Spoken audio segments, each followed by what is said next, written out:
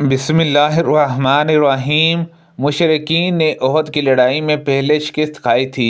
دوسری سند حضرت امام بخاری رحمۃ اللہ علیہ نے کہا، مجھ سے محمد بن حرب نے بیان کیا، ان سے ابو مروان جہاجیہ ابن ابی زکریا نے بیان کیا، ان سے ہشام نے، ان سے عروہ نے اور ان سے حضرت عائشہ رضی اللہ عنہا نے بیان کیا کہ ابلیس احد کی لڑائی میں لوگوں میں چیخا، اے اللہ کے بندو اپنے پیچھے والوں سے، مگر یہ سنتے ہی آگے کے مسلمان پیچھے کی طرف پلٹ پڑے، یہاں تک کہ مسلمانوں نے غلطی میں حذافہ کے والد حضرت جمان رضی اللہ عنہ کو قتل کر دیا۔ اس پر حذافہ رضی اللہ عنہ نے کہا کہ یہ میرے والد ہیں، میرے والد، لیکن انہیں قتل ہی کر ڈالا۔ پھر حذافہ رضی اللہ عنہ نے کہا، اللہ تمہاری مغفرت کرے۔ بیان کیا کہ مشرکین میں کی ایک جماعت میدان سے بھاگ کر طواف تک پہنچ گئی تھی۔ انہوں نے رسول اللہ صلی اللہ علیہ وسلم سے سنا، ان حضرت صلی اللہ علیہ وسلم نے فرمایا کہ ہم آخری امت ہیں، لیکن قیامت کے دن سب سے آگے رہنے والے ہیں۔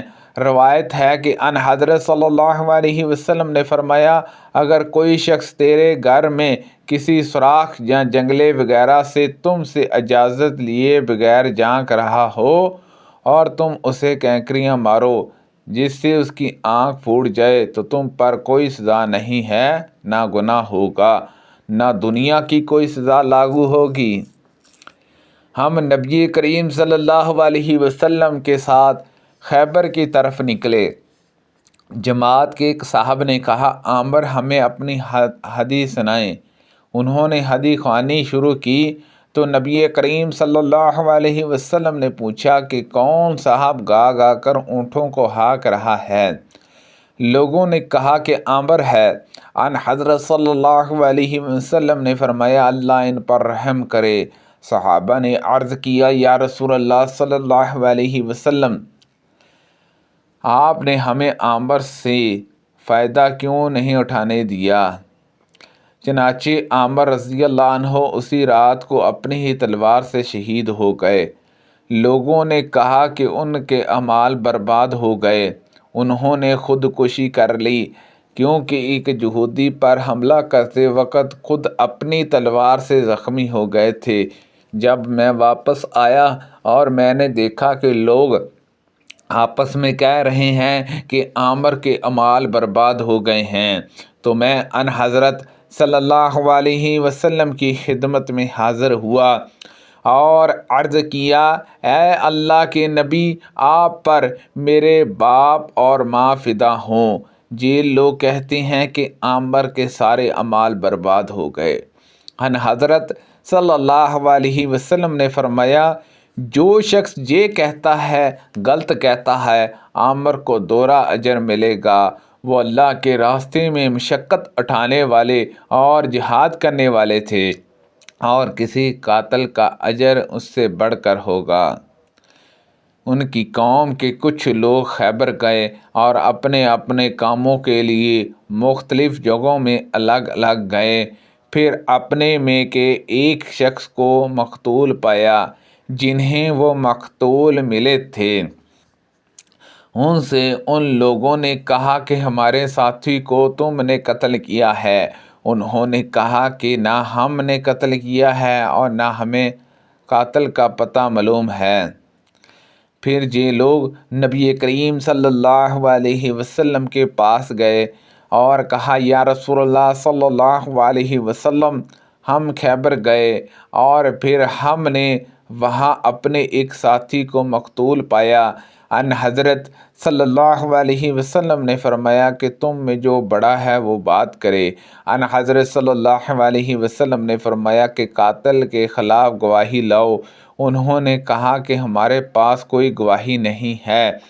ان حضرت صلی اللہ علیہ وسلم نے فرمایا کہ پھر یہ یہودی قسم کھائیں گے اور ان کی قسم پر فیصلہ ہوگا۔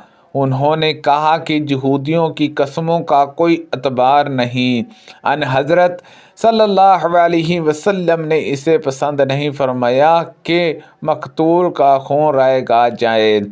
चनाचे آپ نے صدقے کے اونٹوں میں 100 اونٹ خود ہی دیت میں دیے۔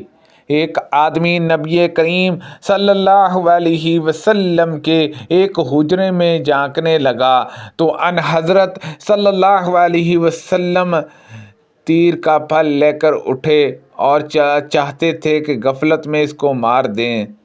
ابو القاسم صلی اللہ علیہ وسلم نے فرمایا، اگر کوئی شخص تمہاری اجازت کے بغیر تمہیں جب کہ تم گھر کے اندر ہو جھانک کر دیکھے اور تم اسے کینکریاں مار دو جس سے اس کی آنکھ پھوٹ جائے تو تم پر کوئی گناہ نہیں ہے۔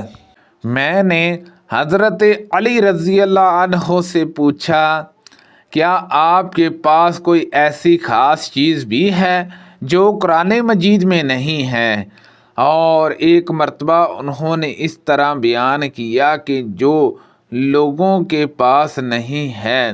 اس پر انہوں نے کہا کہ اس ذات کی قسم جس نے دانے سے کوپل کو پھاڑ کر نکالا ہے اور مخلوق کو پیدا کیا ہے، ہمارے پاس قرآن مجید کے سوا اور کچھ نہیں ہے سوائے اس سمجھ کے جو کسی شخص کو اس کی کتاب میں دی جائے، اور جو کچھ اس صحیفے میں ہے۔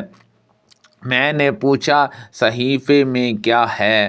فرمایا، خون بہا دیت سے متعلق احکام اور قیدی کے چھڑانے کا حکم، اور یہ کہ کوئی مسلمان کسی کافر کے بدلے میں قتل نہیں کیا جائے گا۔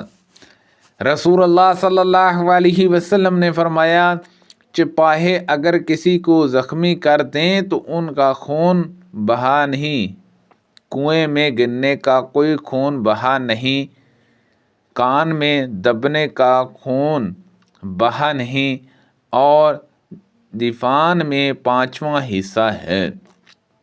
میں نے ابو جعفر سے سنا، انہوں نے کہا میں نے علی رضی اللہ